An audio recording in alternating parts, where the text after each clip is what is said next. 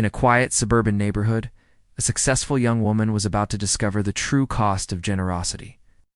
What started as a Christmas surprise took a shocking turn when she came face to face with family betrayal. Kirsten Martinez wasn't your typical corporate executive. For 3 years, she had spent her life sacrificing everything, known for her unwavering dedication to family. When she encountered her parents' request to leave the house she'd bought them, she had no idea she was walking into emotional devastation. Kirsten's compliance that would lead to a complete transformation of family dynamics. What began as unconditional love would become necessary boundaries. The Martinez family would never be the same after learning respect must be earned, not bought. Before we jump back in, tell us where you're tuning in from. If this story touches you, make sure you're subscribed because tomorrow, I've saved something extra special for you.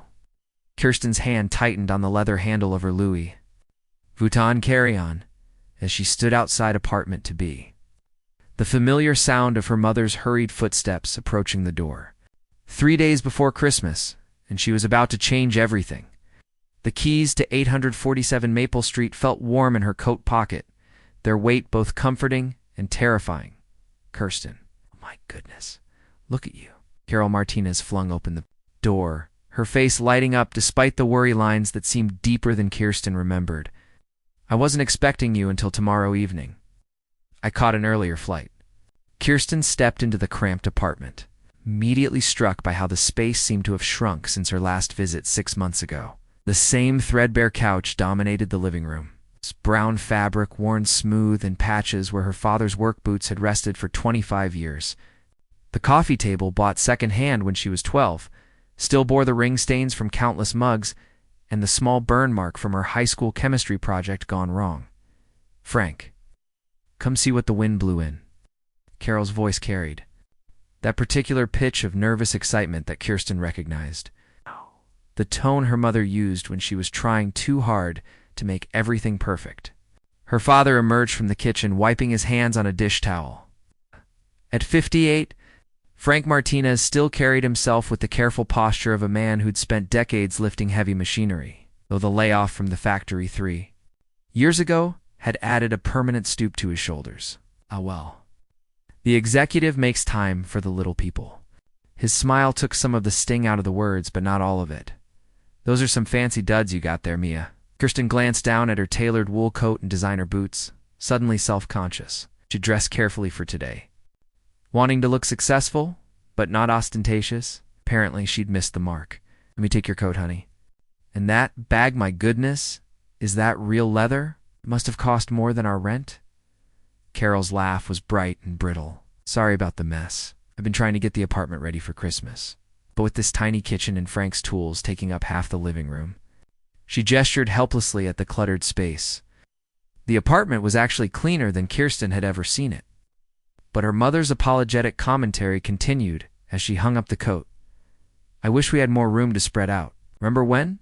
You were little, and we'd put the Christmas tree right there by the window, and we can barely fit one of those little tabletop ones without blocking the walkway. Frank settled into his recliner, the springs creaking in protest. Some folks are grateful for what they have, instead of complaining about what they don't. The comment hung in the air, like smoke from a snuffed candle. Kirsten felt the familiar tightness in her chest, the feeling of walking through a minefield, where every step might trigger an explosion of her father's wounded pride. The apartment looks great, Mom. Really?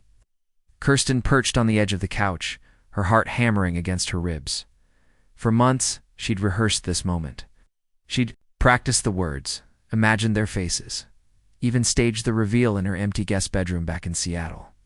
But sitting here now, surrounded by the smell of her mother's vanilla candles and the sound of the upstairs neighbor's television bleeding through thin walls, everything felt different. How's work, Mia? Frank's question sounded genuine, though. His eyes remained fixed on the muted football game playing on their ancient television. Good. Really good, actually. We landed the Morrison account last month, the one I told you about. It's the biggest contract our agency has ever secured. She waited for some sign of pride, some acknowledgement of her accomplishment. That's wonderful, honey. Carol's enthusiasm felt forced. Though I don't really understand what you do with all that marketing business. Frank, turn off that game. Your daughter's trying to talk to us. I can hear fine, but Frank reached for the remote anyway, the sudden silence somehow making the small room feel even more cramped. Kirsten's fingers found the envelope in her purse, the deed, the photographs, the carefully crafted letter explaining everything. She'd written and rewritten it a dozen times, trying to strike the right tone. Grateful but not condescending. Successful but still humble. Loving but not manipulative. Actually, there's something I wanted to talk to you both about. Something important. Carol's face immediately creased with concern. Oh no, you're not sick, are you? Or losing your job? These big companies, they're always laying people off. No, Mom. Nothing like that. Kirsten stood, pacing to the small window that looked out over the parking lot of their apartment complex. A few of the cars had Christmas wreaths wired. To their grills, brave splashes of green against the December gray. It's actually something good, something I've been planning for a while. She turned back to face her parents, pulling the envelope from her purse with hands that barely trembled.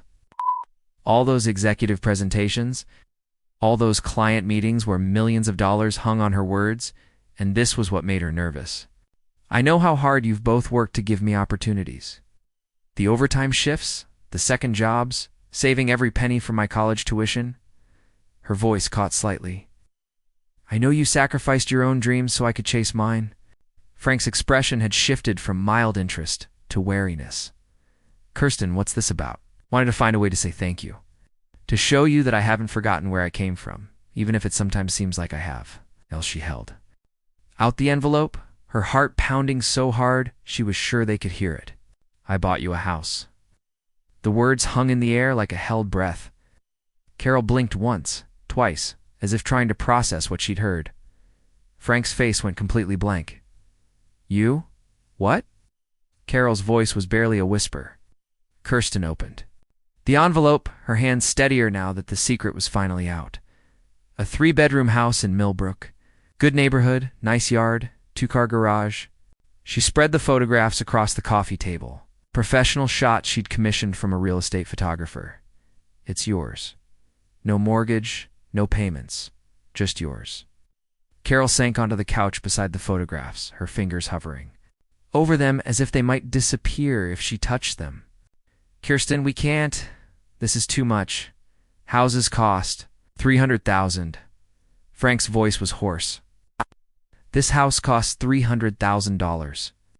It's an investment in your happiness, in your future. Kirsten knelt beside her mother, pointing to a photo of the kitchen. Look, Mom, look at this space. You could have Christmas dinner for 20 people in here. And Dad, there's a workshop in the garage. Not just a corner, a whole room with proper lighting and ventilation. Carol's hands shook as she lifted the photograph of the front porch, complete with its white columns and seasonal garlands. It's beautiful, honey. It's like something from a magazine. Her voice cracked. But sweetie, we can't accept something like this. Guess you can. Kirsten sat on the coffee table, facing both her parents. You've given me everything. This is just me returning the favor. Frank stood abruptly, walking to the window with his back to them. His shoulders shook, and for a moment Kirsten thought he was angry. Then she heard the quiet sound of her father crying. Frank? Carol's voice was small and uncertain. He turned around, tears streaming down his weathered face. Ow. 32 years in that apartment. 32 years of telling your mother someday we'll have a real house. And my daughter. He shook his head, overwhelmed. My daughter just made it happen. Carol burst into tears then, clutching the photographs to her chest. I can't believe this is real. Kirsten, honey, how did you? $300,000. I've been saving for 3 years, plus bonuses, plus some investments that paid off. It was the truth, though not the complete truth. She'd also taken a significant loan against her own condo and liquidated most of her retirement fund. Oh, but they didn't need to know that. This was about them, about making their dreams come true. Frank crossed the room in 3 quick strides and pulled her into a hug that smelled like Old Spice and machine oil and everything safe from her childhood. I'm proud of you, Mia. So damn proud. Language Frank, Carol scolded through her tears, but she was laughing now, too, pulling both of them into an awkward 3-way embrace. As Kirsten stood in the circle of her parents' arms, surrounded by photographs of their new life, she felt a deep satisfaction settle in her chest. This was what success was supposed to feel like. This was why she'd worked 90-hour weeks and skipped family dinners and chosen client calls over Christmas visits. To give them this moment, to see her father's pride and her mother's joy, and know that she'd finally proven herself worthy of their sacrifices.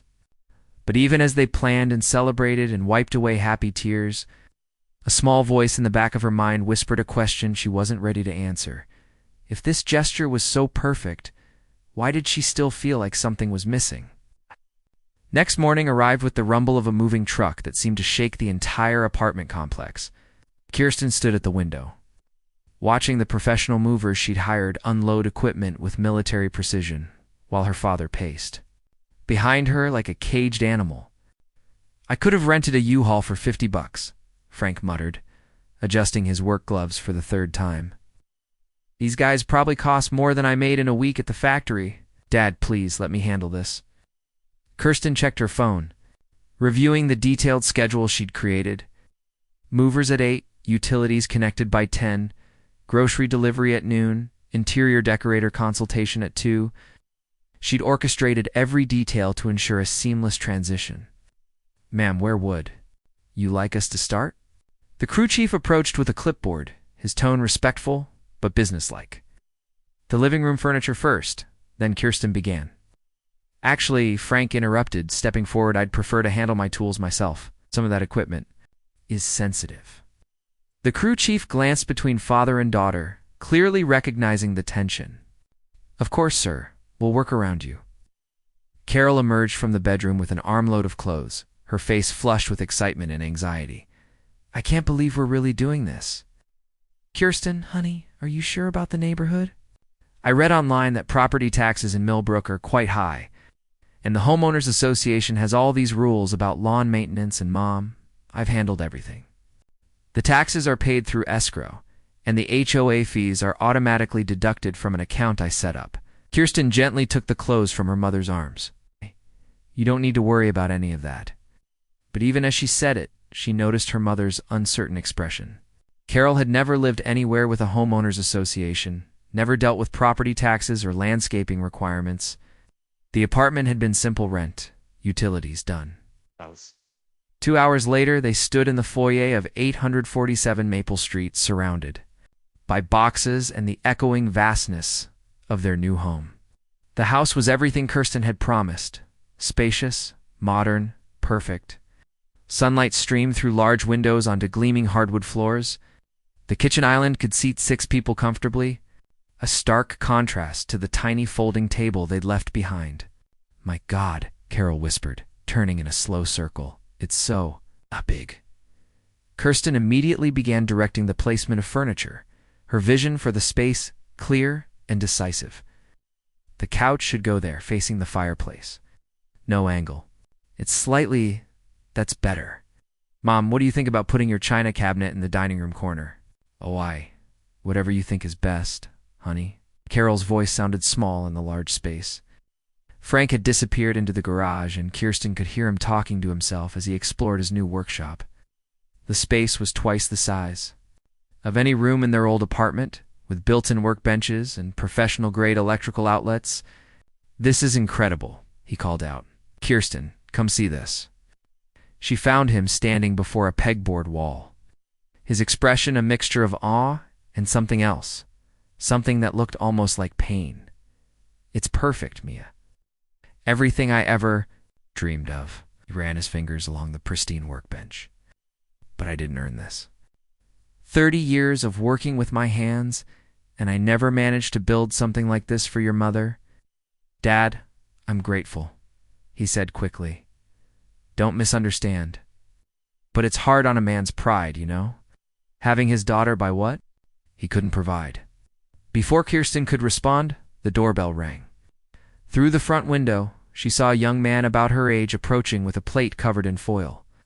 "Hello," he said when she opened the door. His smile was warm and genuine, creating small lines around dark eyes. "I'm Miguel Santos, your neighbor from across the street. Thought I'd welcome you to the neighborhood." "That's very kind of you." Kirsten accepted the plate, noting his paint-stained fingertips and the way he seemed completely at ease on her doorstep. "I'm Kirsten Martinez, the daughter who bought the house." It wasn't a question. and there was no judgment in his tone, just quiet observation. News travels fast. Small neighborhood. Plus your dad mentioned it to Mr. Peterson next door. Miguel glanced past her toward the moving boxes. Big change for them, I imagine. Something in his tone made her look at him more carefully. He had the bearing of someone who noticed things, who understood family dynamics without having them explained. We're very excited, she said, the response automatic, I'm sure. His smile remained gentle, but his eyes suggested he saw more. Then she was saying, well, if you need anything, recommendations for local services? Someone to keep an eye on things when you're back in Seattle, I'm usually around. As Miguel walked back across the street, Kirsten realized he'd never asked where she lived. But somehow he'd known she wouldn't be staying. Back inside, she found her mother standing in the kitchen, staring at the marble countertops with an expression of bewilderment. It's beautiful, honey, really. It's just... Carol's voice trailed off. Just what, Mom? I don't know how to live in a place like this. What if I scratch the floors? What if I use the wrong cleaner on these counters? Carol's anxiety was palpable. This is the kind of house important people live in. You are important people, Kirsten insisted. But her phone buzzed with a work email, and she automatically reached for it. As she scrolled through messages about the Morrison account, she missed the look of resignation that crossed her mother's face. The expression of a woman who was beginning to understand that this beautiful house might feel more like a museum than a home. The afternoon sun slanted through the windows, illuminating the perfect space that somehow felt less perfect with each passing hour. The phone call came at 8:30 that evening, just as Carol was finally beginning to relax in her new living room. She'd spent the day moving tentatively through the house, afraid to touch anything. While Kirsten continued to organize and direct with relentless efficiency, Carol, thank God you answered. Diane's voice was thick with tears and barely controlled hysteria. I didn't know who else to call. Diane, what's wrong? Carol immediately sat up straighter, her sister's distress triggering every protective instinct she'd honed through 30 years of family crises. It's Richard. The divorce. It's gotten so ugly. He changed the locks on the house today. He's claiming I abandoned the property because I stayed at Mom's last week when we had that huge fight. Diane's words tumbled out between sobs. Lawyer says I have no right to return, and mine says it could take weeks to get a court order. Carol, I have nowhere to go. The kids and I. We're sitting in a McDonald's parking lot right now. Carol's heart clenched. She could picture her. Sisters, 3 children, MA 15, and struggling with her parents' divorce. Little Jake, only 7, and confused by the chaos. Tommy, 17, and trying to hold everyone together, while his own world crumbled. Of course you can stay here, Carol said without hesitation, for as long as you need. I can't ask. You too. You're not asking. I'm offering. Family takes care of family. Carol glanced around the spacious living room, calculating space and logistics. We have plenty of room now. From the kitchen, she heard Kirsten's sharp intake of breath. Her daughter had been listening. Carol, I hate to impose, especially with Christmas so close, but no imposition. Bring the kids. We'll figure everything out. After hanging up, Carol turned to find both Kirsten and Frank staring at her. Frank's expression was carefully neutral, but Kirsten looked stricken. Mom, maybe we should discuss this. There's nothing to discuss. Carol's voice carried the firm tone she'd used when Kirsten was a child testing boundaries. Your aunt and cousins need help. We help. But the house is barely set up.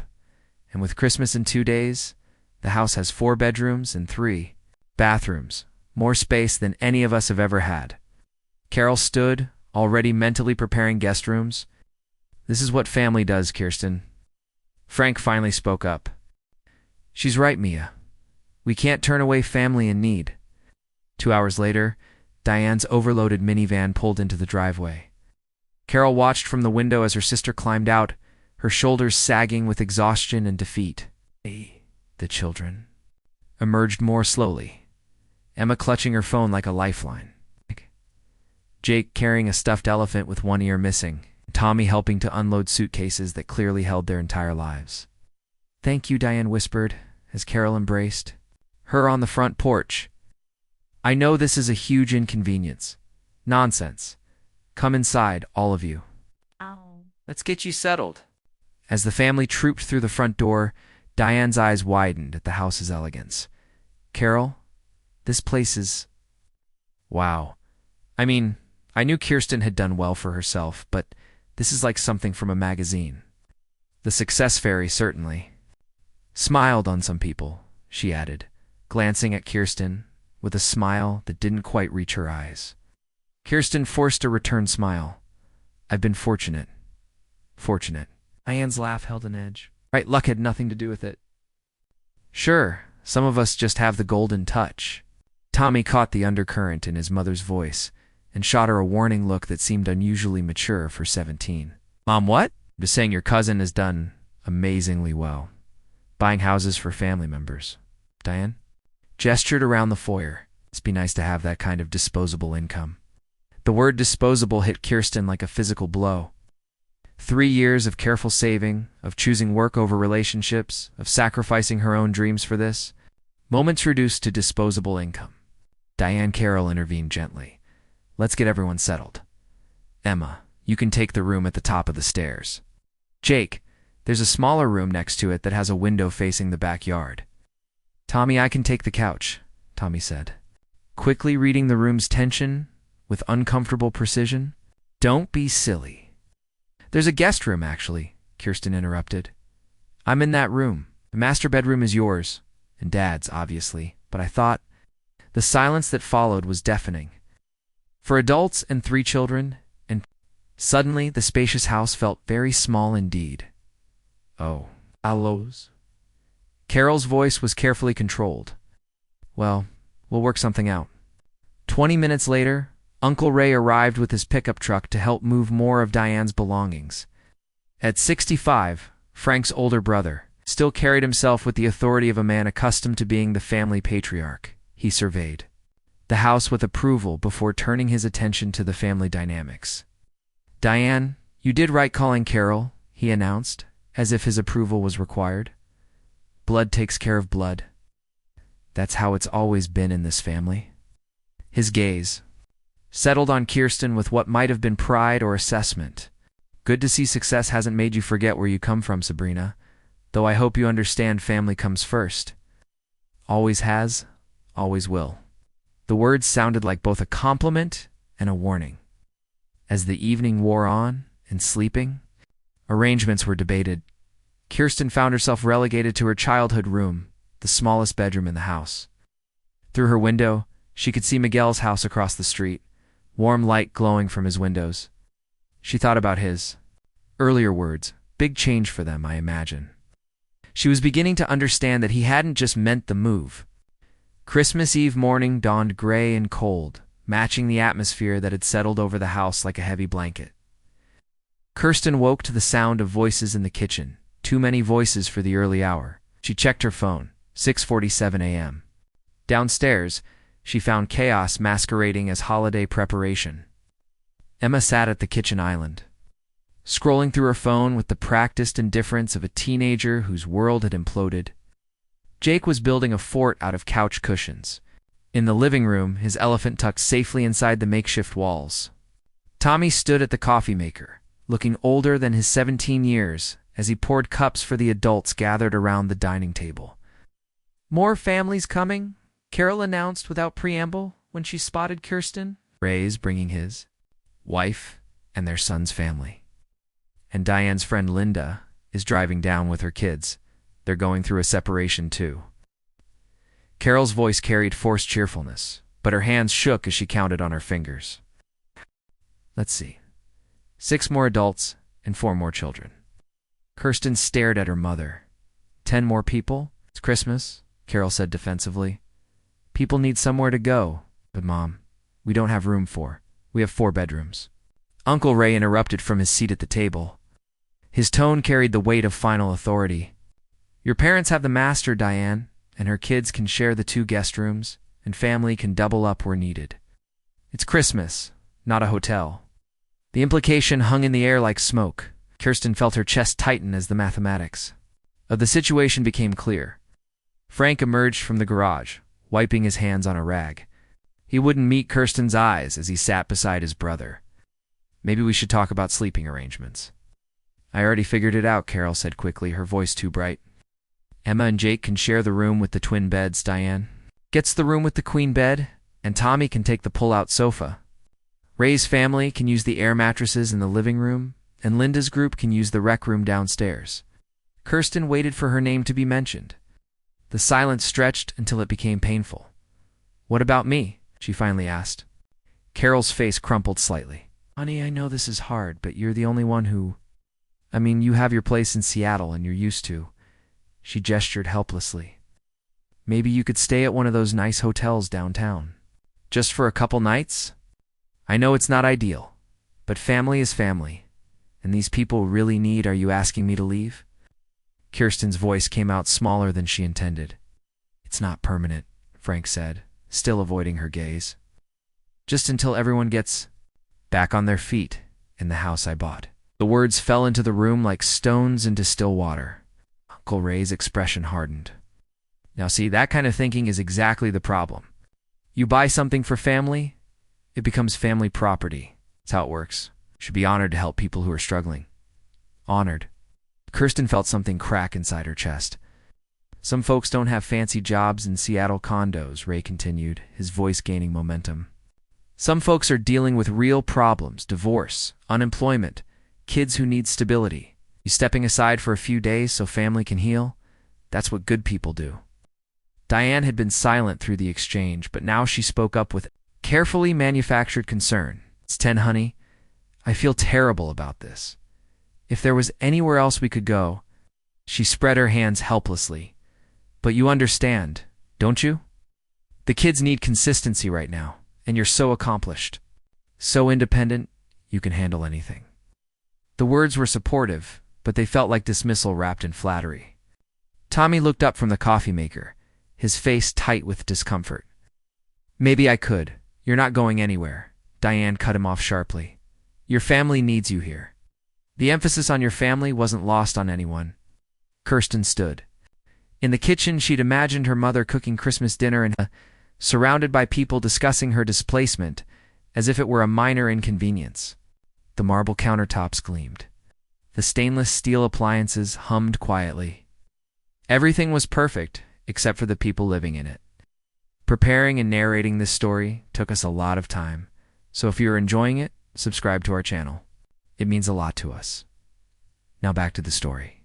I need some air, she managed. Kirsten! Wait. Carol called after her, but Kirsten was already walking toward the front door. Outside, the December cold bit through her thin pajama top, but she barely felt it.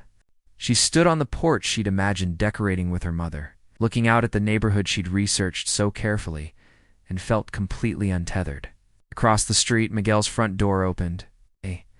He stepped onto his porch in a heavy coat, coffee mug in hand, and their eyes met across the distance. He didn't wave or call out. He simply stood there, a steady presence in the chaos of her unraveling morning.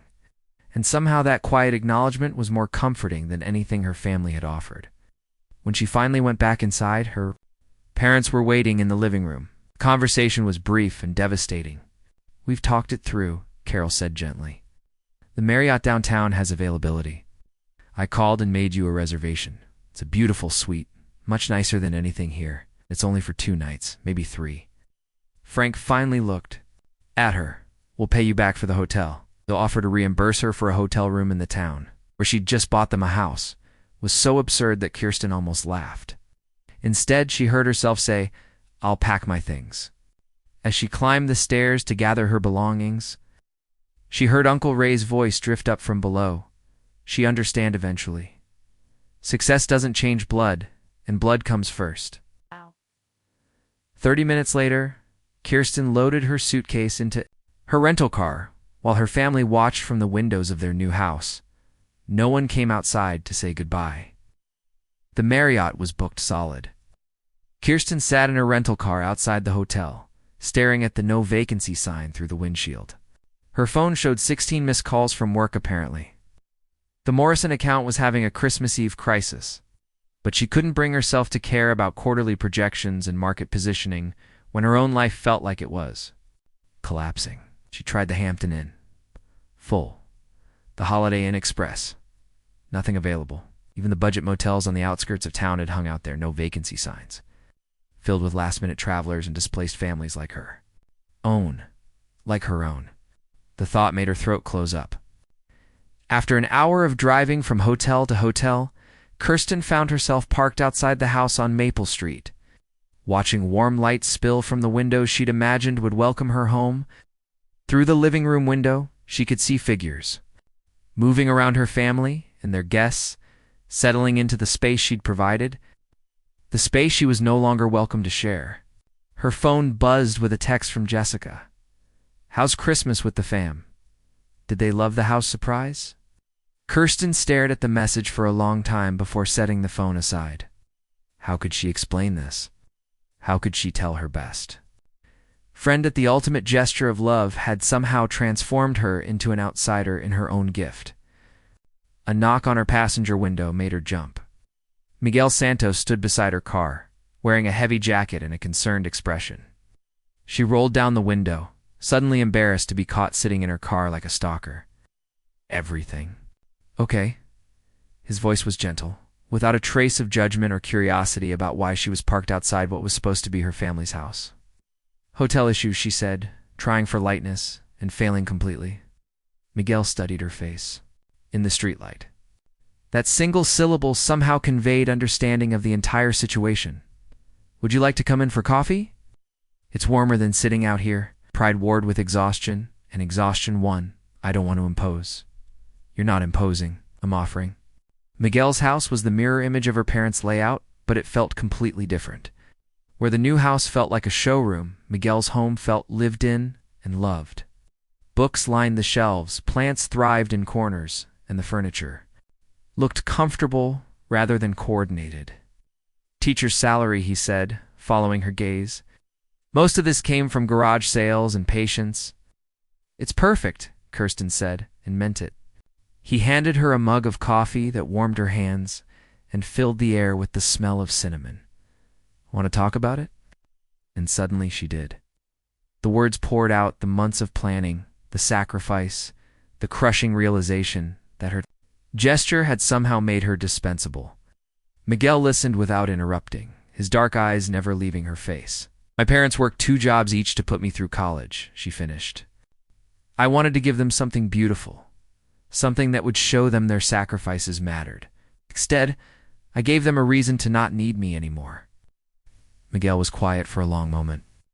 "In my family, we have a saying, el amor no se compra, se vive. Love isn't bought, it's lived." "Are you saying I tried to buy their love?" "I'm saying maybe you tried to prove your love the same way you prove your success at work with grand, as gestures and impressive results. But families don't work like quarterly reports." Kirsten felt tears threaten. "They asked me to leave, Miguel. On Christmas Eve, from the house I bought them. I know. I heard the cars leaving this morning, saw the crowd gathering." He leaned forward slightly. "And I saw you standing on that porch looking like someone had just told you you didn't belong anywhere." The tears came then, months of suppressed hurt and confusion finally breaking free. Miguel handed her tissues without making her ask. And when her phone rang, Jessica's name flashing on the screen, he quietly took it from her trembling hands. "Hi, Jessica. This is Miguel, Kirsten's neighbor." She's having a rough evening and can't talk right now, but she's safe." "Yes, I think that would help. Tomorrow morning works fine." When he hung up, Kirsten looked at him through her tears. "What did you tell her? The truth?" "That you need your friend," he paused. "She's driving down tonight. And in the meantime, my guest room is yours if you want it. No strings, no expectations, just a warm place to sleep." Kirsten looked around his comfortable living room then. Out the window toward the house across the street where her family was celebrating Christmas Eve without her. "Why are you helping me? You don't even know me." Miguel smiled, the expression transforming his entire face. "My parents taught me that kindness isn't about knowing someone. It's about recognizing when someone needs help and having the courage to offer it." He stood and gestured toward the hallway. "The guest room's down here. Clean sheets, extra blankets.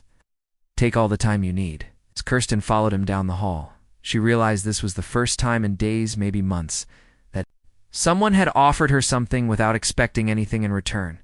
No performance, no gratitude, no proof of worthiness. Just kindness, freely given.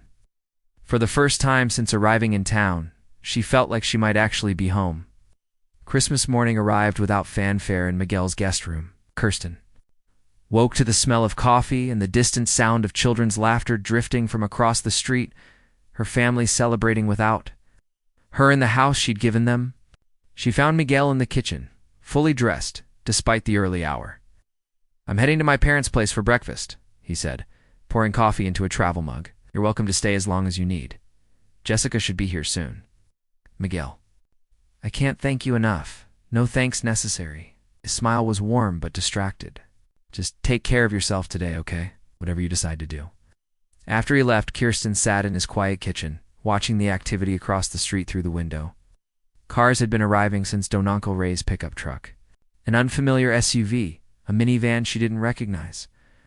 The driveway of her parents' house looked like a used car lot. Her phone buzzed constantly with Christmas texts from colleagues and friends, but she ignored them all until she saw her mother's. "Name, we saved you a plate of breakfast. Your gifts are under the tree. Will you come for dinner? Please." The message felt like both an olive branch and a summons. Jessica arrived at noon, bursting through Miguel's front door with the force of a small hurricane. "What the actual hell, Kirsten?" She wrapped her best friend in a fierce hug that smelled like expensive perfume and righteous indignation. "I drove for hours because some neighbor I've never met told me you were having a breakdown. Talk now." Kirsten had forgotten how good it felt to have someone in her corner without conditions. Jessica listened to the whole story with increasing outrage, her blue eyes flashing dangerously. "They kicked you out of the house you bought them? On Christmas Eve?" Jessica's voice could have cut glass. "That's not just ungrateful, that's borderline sociopathic. They didn't kick me out exactly, they asked you to leave so other people could have your room. In your house." Jessica stood and began pacing Miguel's living room. "Kirsten, if I treated my housekeeper this badly, she'd quit and take half my friends with her. They're my family." Mommy. Jackals do this. At 3 o'clock, Kirsten finally gathered the courage to walk across the street. The house buzzed with activity children running through rooms that had been empty just days ago. Adults clustered in conversations that stopped when she appeared. Carol rushed to embrace her, guilt written across every line of her face. "Oh, honey, I'm so glad you came. I was worried you might. After yesterday. Merry Christmas, Mom." The dinner table seated 12, extended with a card table at one end for the youngest children. Kirsten found herself squeezed between Tommy and one of Diane's friends, while her parents presided from the head of the table like hosts at a celebration of their good fortune. Uncle Ray raised his glass of wine. "I want to thank Carol and Frank for opening their home to family in need. This is what Christmas is about, taking care of each other." Murmurs of agreement rippled around the table.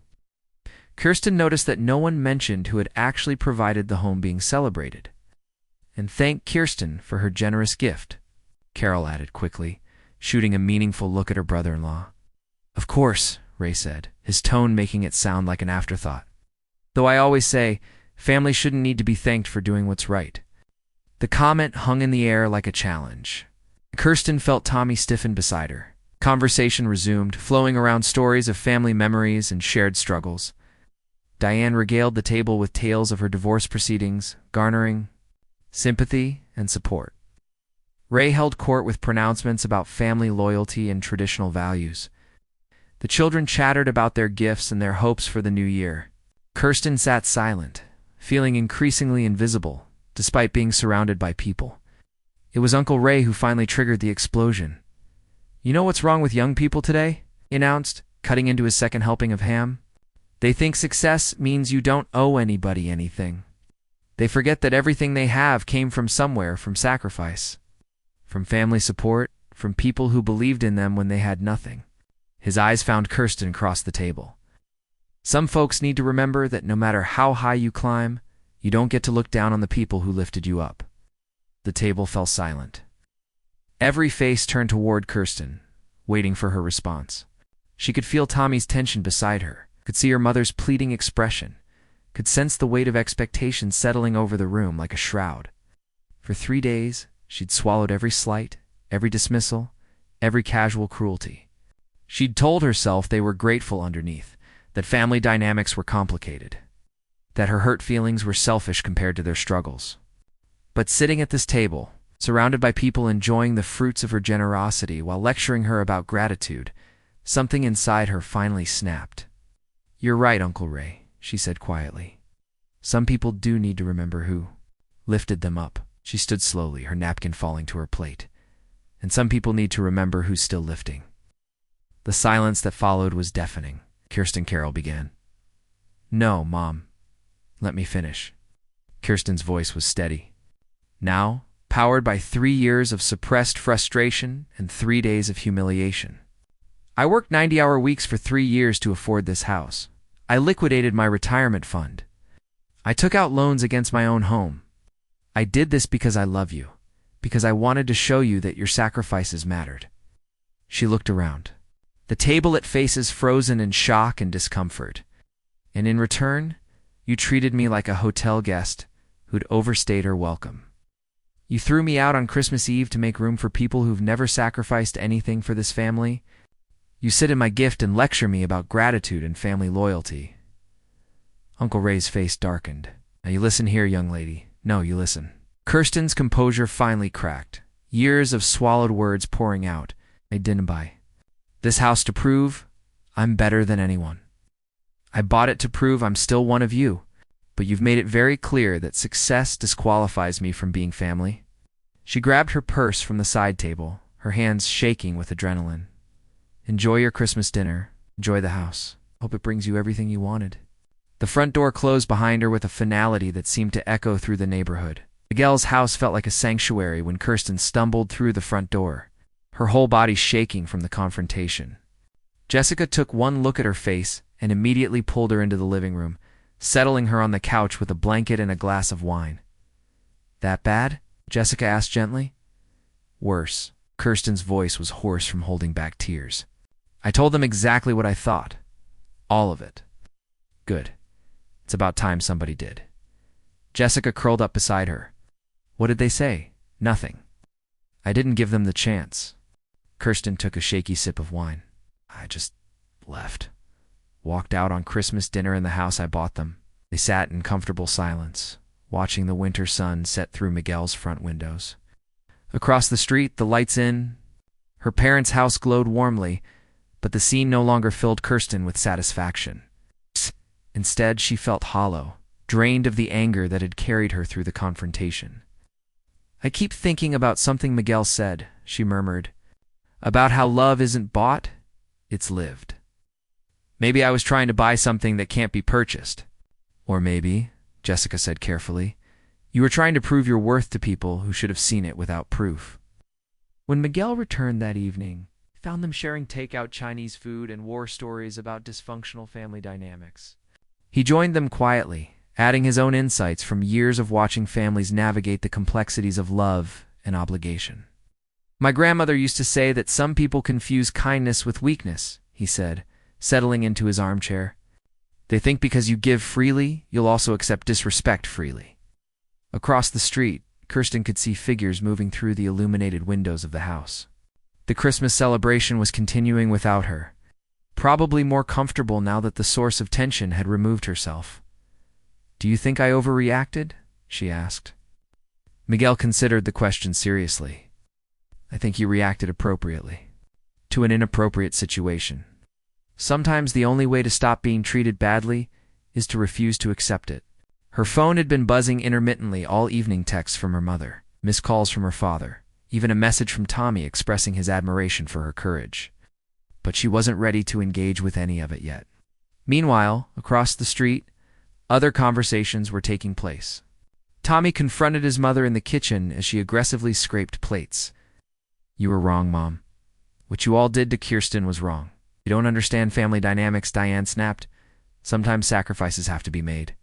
"She's the one who made the sacrifice? She bought them a house."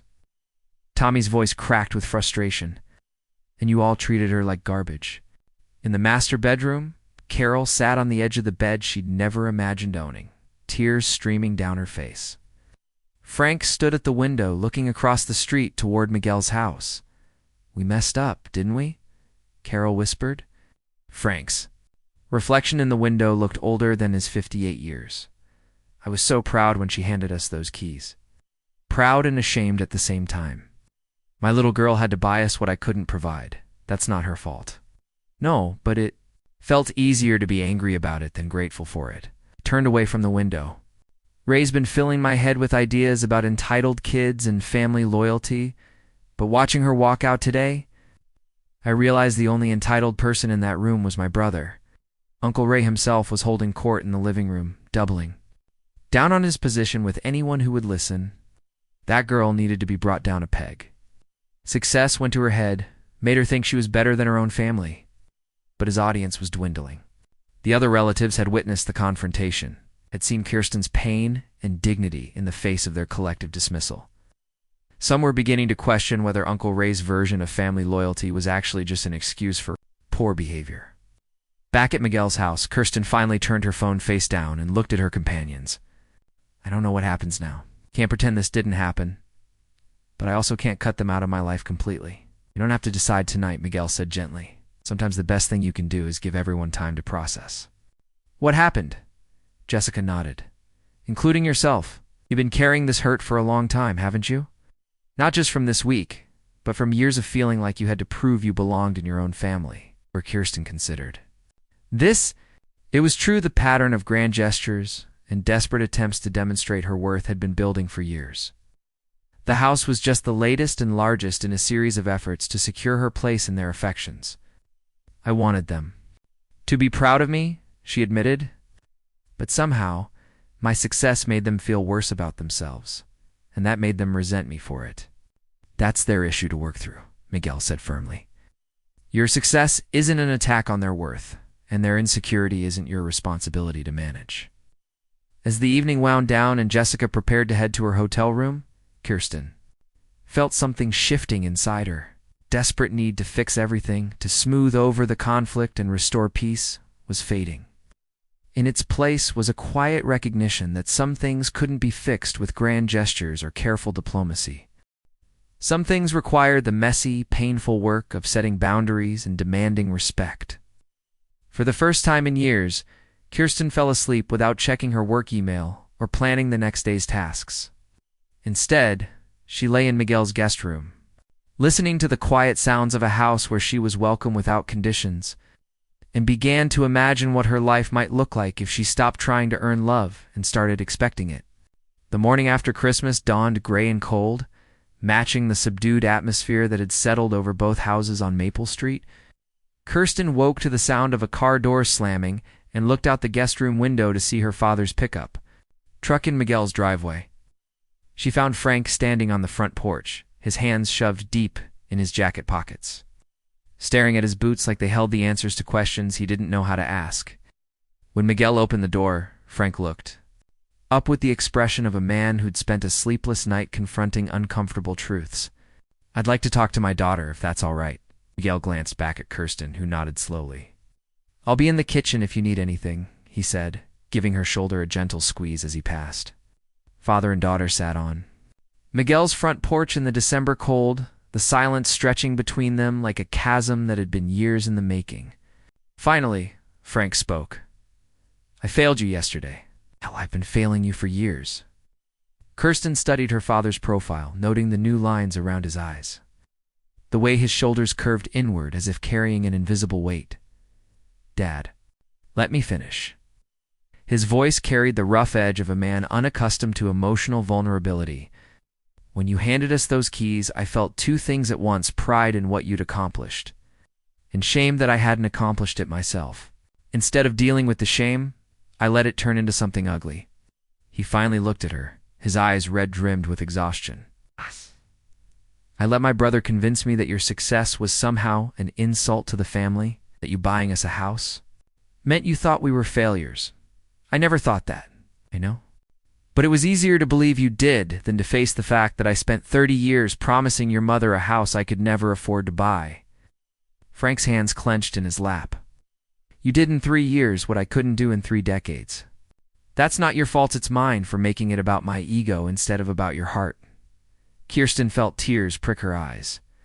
I just wanted to show you that your sacrifices mattered. I succeeded because of what you gave me, not in spite of it. You did show us. And instead of celebrating that, I let a bitter old man poison the whole thing. Frank's voice cracked slightly. Ray's been angry at the world since his construction company went under 5 years ago. He sees entitled kids everywhere because it's easier than admitting he made some bad business decisions. They sat in silence for a moment, watching Miguel's neighbor walk his dog down the quiet street. There's something else, Frank continued. Something I should have said a long time ago. I'm proud of you, Mia. Not just your job or your success, but who you are. You're generous and determined and stronger than I ever was. And I'm sorry it took almost losing you for me to say it. Kirsten leaned against her father's shoulder, breathing in the familiar smell of his aftershave and workshop soap. I'm sorry I walked out on Christmas dinner. Don't be. Someone needed to tell us the truth, and none of us had the courage to hear it until you forced us to. Their conversation was interrupted by the sound of footsteps on the porch. Tommy approached hesitantly, his hands stuffed in the pockets of a jacket that had seen better days. Sorry to interrupt. I wanted to apologize too. Frank shifted to make room, and Tommy sat on the porch steps, looking older than his 17 years. What you said yesterday, it needed to be said. Mom's been acting like you owed us something instead of the other way around. Tommy's voice carried a maturity that seemed to have developed overnight. She's jealous, has been for years. Every time Dad or Grandma Carol talks about your accomplishments, she gets this look on her face like someone just insulted her personally. Kirsten began. No, it's true. It's not fair to you. He turned to face her directly. You've always been kind to me, always treated me like I mattered. When I was trying to figure out how to apply for colleges, you spent hours on the phone with me explaining financial aid and scholarships. Mom acted like you were showing off, but you were just helping. The front door opened and Miguel appeared. With a thermos of coffee and 3 mugs, he distributed them without comment, then retreated back inside, giving them privacy while ensuring they stayed warm. Your neighbor's a good guy, Frank observed. He is. Kirsten wrapped her hands around the warm mug, grateful for both the heat and Miguel's quiet thoughtfulness. Tommy took a sip of coffee and made a face at the strength. I've been thinking about what Uncle Ray said about family loyalty, but it seems to me that loyalty should go both ways. You've been loyal to this family your whole life, sending money when things got tight, flying out for every birthday and holiday you could manage, and finally buying them a house. But when you needed loyalty back, when you needed someone to stand up for you. He shrugged. We all failed that test. Not all of you, Kirsten said, looking at both of them. You're here now. The conversation was interrupted by Carol's voice calling from across the street. She stood on the front porch of the house, still in her robe, looking small and uncertain. Frank, is everything all right? Frank waved back. We're fine, Carol. Just talking. But even from a distance, they could see the anxiety in Carol's posture. The way she hovered on the threshold as if afraid to approach, but unable to retreat. I should go talk to your mother, Frank said, standing and brushing off his jeans. She's been crying since you left yesterday. Keeps saying she chose everyone else over her own daughter. Dad, wait. Kirsten stood too. What about the others? Diane and Uncle Ray? Frank's expression hardened slightly. Ray can apologize for himself if he's man enough to do it. As for Diane, he paused, choosing his words carefully. Aunt is dealing with her own problems, and she's taking them out on people who don't deserve it. That's not your responsibility to fix. After Frank left, Tommy lingered on the porch, clearly wrestling with something. There's something else you should know, he said finally. Yesterday, after you left, things got pretty uncomfortable. Uncle Ray kept going on about how you needed to be taught a lesson, but most of the other relatives weren't buying it. Mrs. Henderson, you remember Dad's cousin? She told him he was talking nonsense, said any family should be grateful to have someone like you. And Diane? Tommy's face darkened. Mom doubled down, started talking about how success changes people, how you'd always thought you were. better than us, but Emma told her to stop. His voice carried a note of pride.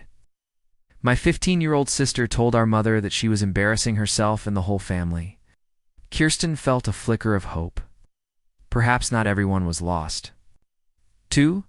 Uncle Ray's toxic interpretation of family loyalty. Tommy, what are you going to do? About college? I got into state, full academic scholarship. His chest puffed out slightly with pride. Turns out all those hours you spent helping me with my essays paid off? That's wonderful. Mom thinks I should stay home, help with the kids, maybe go to community college part-time. His voice dropped. But watching what happened to you, I realized that sometimes you have to choose between keeping the peace and keeping yourself.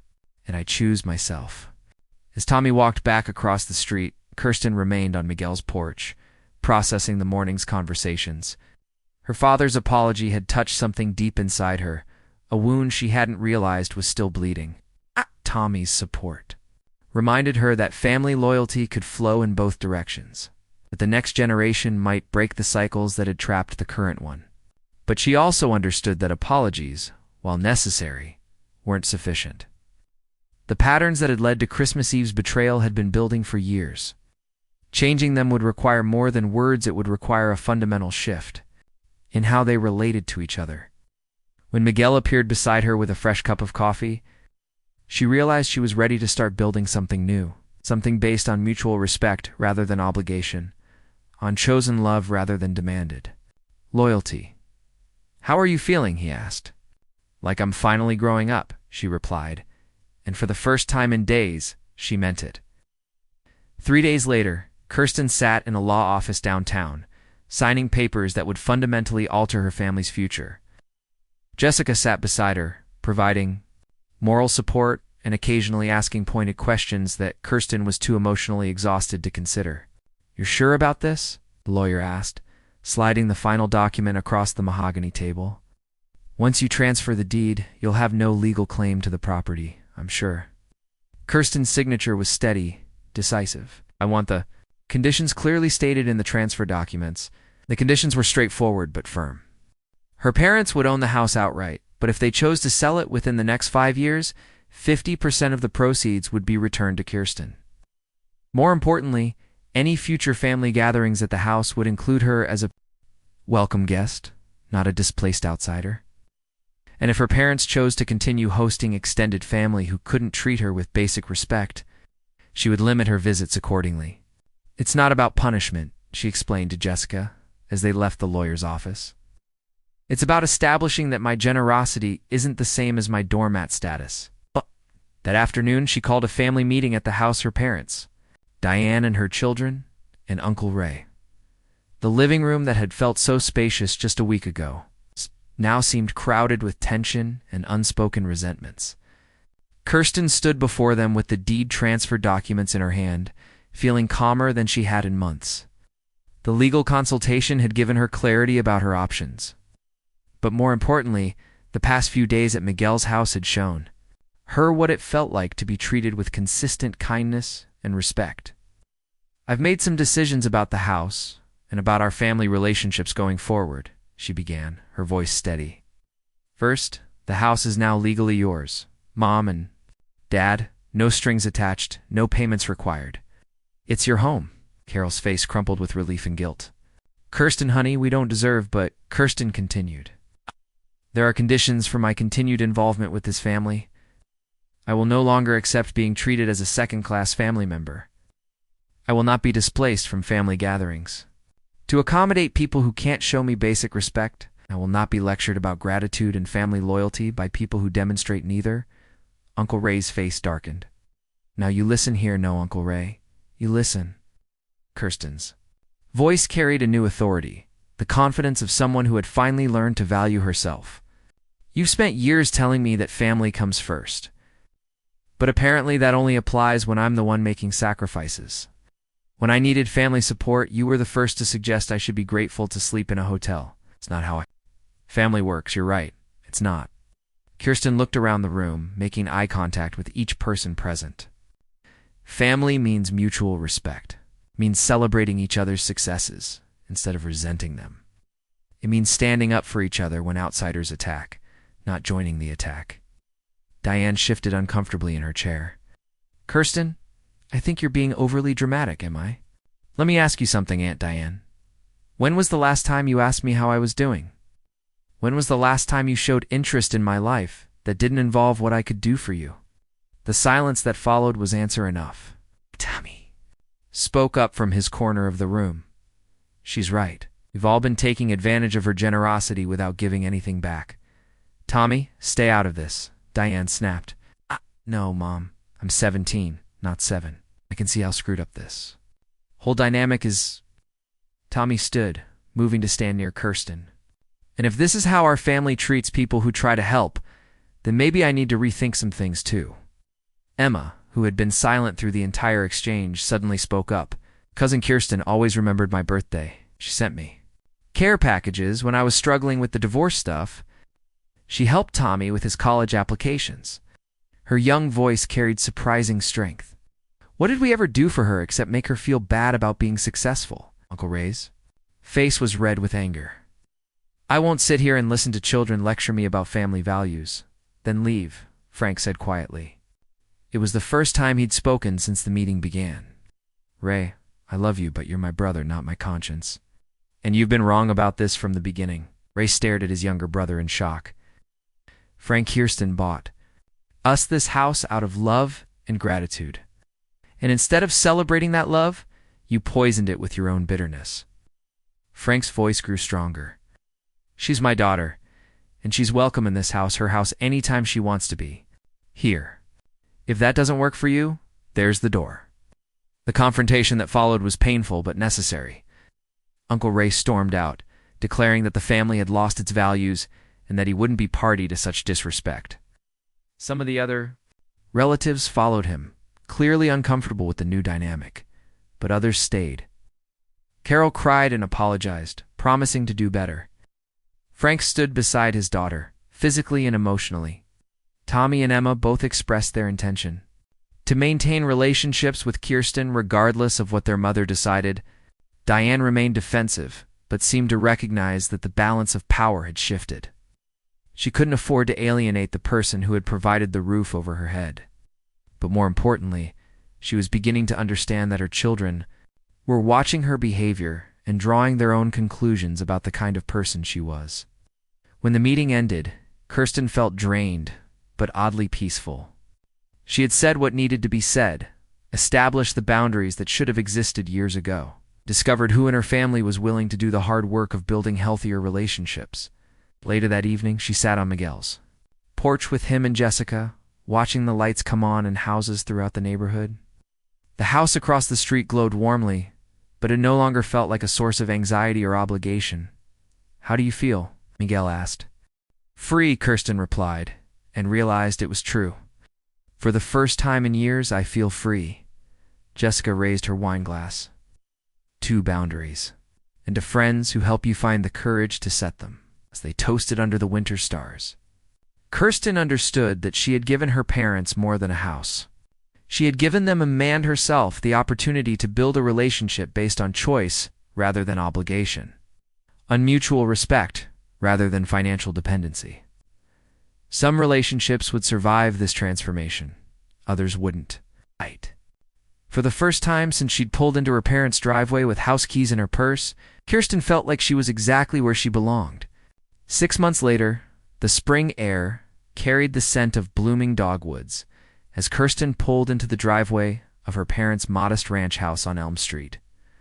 The house on Maple Street had sold within 2 weeks of being listed, and with the proceeds, her parents had purchased this smaller, more manageable home that actually felt like them. No marble countertops or soaring ceilings, just comfortable rooms with worn hardwood floors and windows that let in the afternoon light.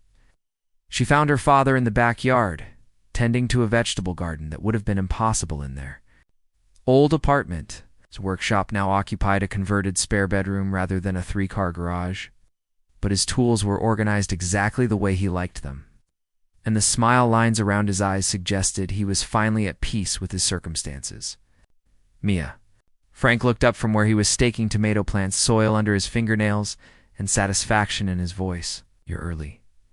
Flight got in ahead of schedule. Kirsten kissed his cheek, noting how relaxed he seemed. The defensive tension that had marked their interactions for years had gradually dissolved over the past months, replaced by something that felt more authentic. Mom, inside, in the kitchen, terrorizing a pot roast.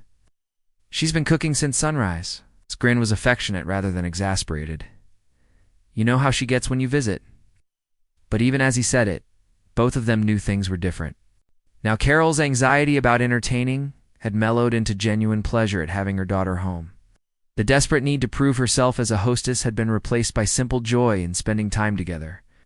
Inside, Kirsten found her mother humming softly as she basted the roast, her movements confident and unhurried.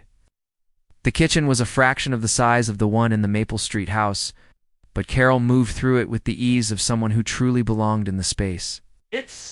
There's my girl. Carol dried her hands on her apron before pulling Kirsten into a hug that lasted exactly the right amount of time, long enough to convey love, brief enough to respect boundaries. How was the flight? Are you hungry? Dinner won't be ready for? Another hour, but I made those cookies you like? They settled at the small kitchen table with coffee and oatmeal cookies, falling into the comfortable rhythm they'd developed over the past months. Instead of Carol's nervous chatter about the inadequacy of her hospitality, their conversation flowed naturally between work updates, neighborhood gossip, and shared memories that no longer felt weaponized. Tommy's coming for dinner, Carol mentioned, refilling Kirsten's coffee cup. He wanted to tell you about his summer internship in person. Kirsten smiled. Tommy had thrived during his first year at State, majoring in engineering and maintaining the academic scholarship that would see him through graduation. More importantly, he'd found his voice standing up to his mother's attempts to guilt him into returning home, building relationships based on mutual respect rather than family obligation. How's he doing with the family situation? Carol's expression grew thoughtful. Better than his mother, honestly. Diane's still struggling with some of the changes, but she's starting therapy next month. The divorce finalized last month, and I think having that certainty has helped her begin to heal.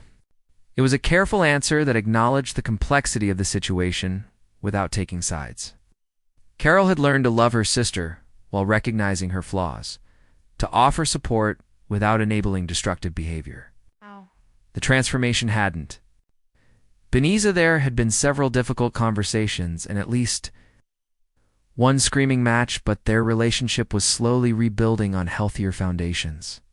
And Uncle Ray, still convinced that we've all lost our minds? Carol's smile was sad but resolute. He calls your father occasionally, trying to get him to talk sense into us about family loyalty. Frank listens politely and then changes. The subject, the fracture with Uncle Ray, had been the most painful casualty of Kirsten's boundary setting, but it had also been the most necessary. His toxic version of family dynamics had poisoned relationships for years, and removing his influence had allowed healthier patterns to emerge. Some of the extended family had chosen sides, but others had quietly expressed relief that someone had finally stood up to his bullying. Their conversation was interrupted by the doorbell. Through the front window, Kirsten could see Miguel's familiar silhouette on the porch, and her heart performed its now customary leap of pleasure at the sight of him. I'll get it, she said, trying to sound casual and failing completely. Over the past 6 months, her relationship with Miguel had evolved from grateful friendship to something deeper and more complex. He'd been endlessly patient with her trust issues, understanding that someone who'd spent years walking on emotional eggshells would need time to believe in unconditional acceptance. Their relationship had developed through quiet conversations on his porch, shared dinners that stretched late into the evening, and the gradual recognition that they shared values about family, work, and the importance of building lives based on authenticity rather than performance. Hey, he said, his smile warming her from the inside out. Thought I'd stop by and see how the family reunion is going. No reunion this time. Just dinner with people who actually want me here. The comment would have sounded bitter 6 months ago, but now it carried only truth and a touch of humor. Miguel had driven down from Millbrook for the weekend, ostensibly to visit friends, but really to spend time with Kirsten. They'd reached the point in their relationship where such gestures felt natural rather than presumptuous, where his presence enhanced family gatherings rather than complicating them. Miguel. Carol appeared in the hallway, wiping her hands. On her apron, perfect timing. I was just about to ask Kirsten to set the table, but now I have 2 volunteers.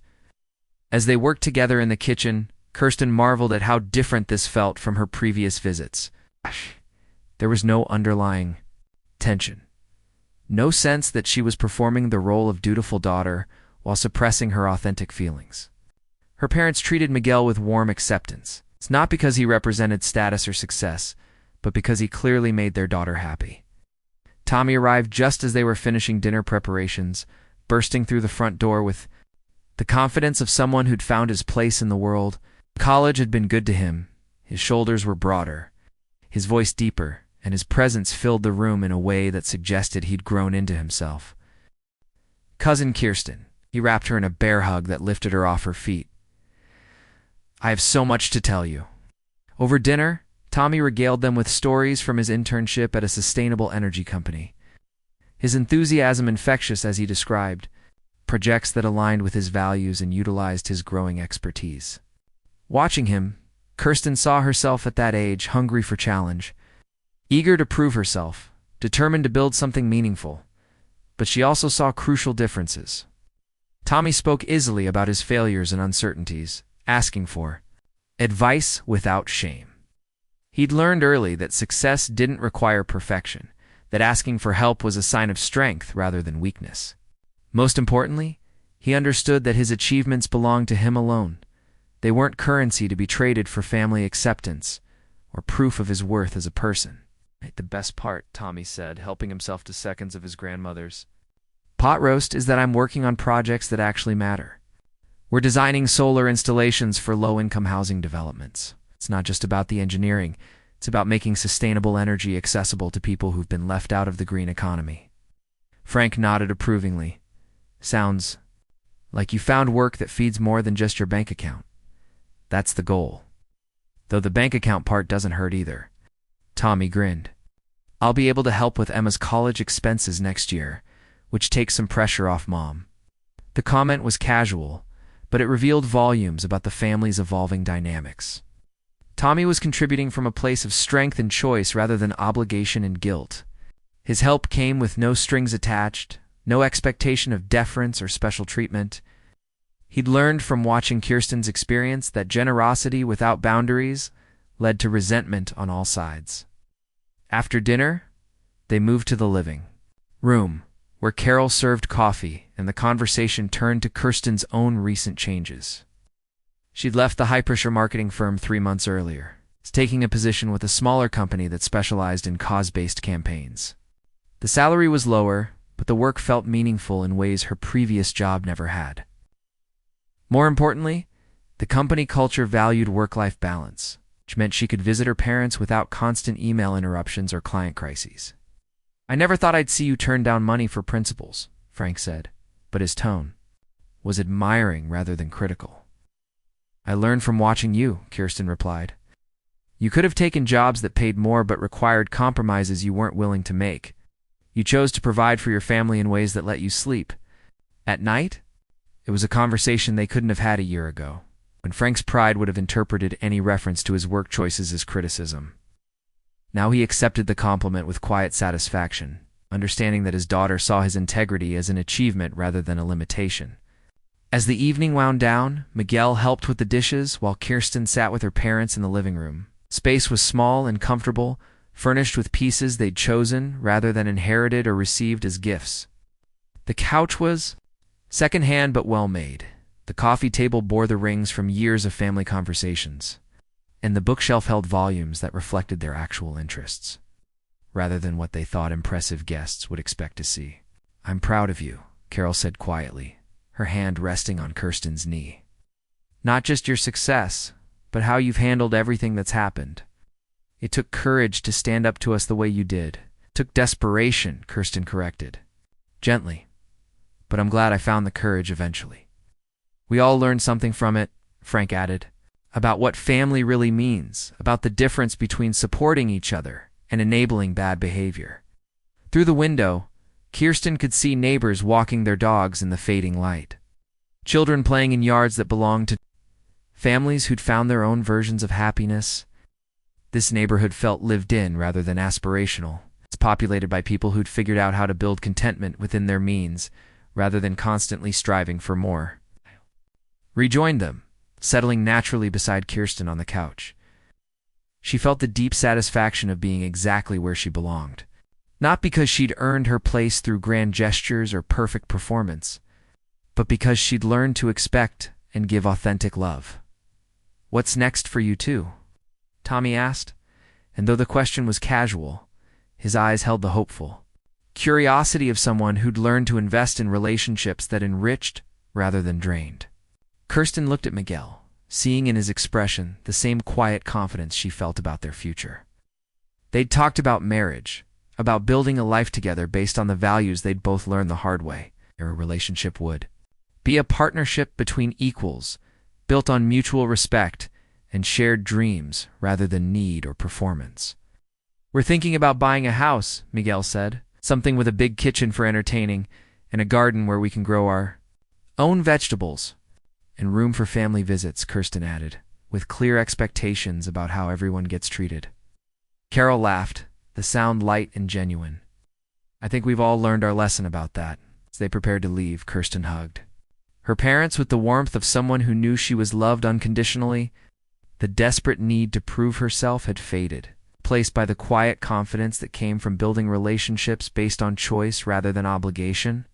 Walking to their cars in the gathering dusk, Tommy fell into step beside her. "Thank you," he said simply. "For what?" "For showing me that it's possible to love your family without sacrificing yourself to them. For proving that boundaries don't mean you stop caring. They mean you care enough to demand better." Da-da-da-da-da.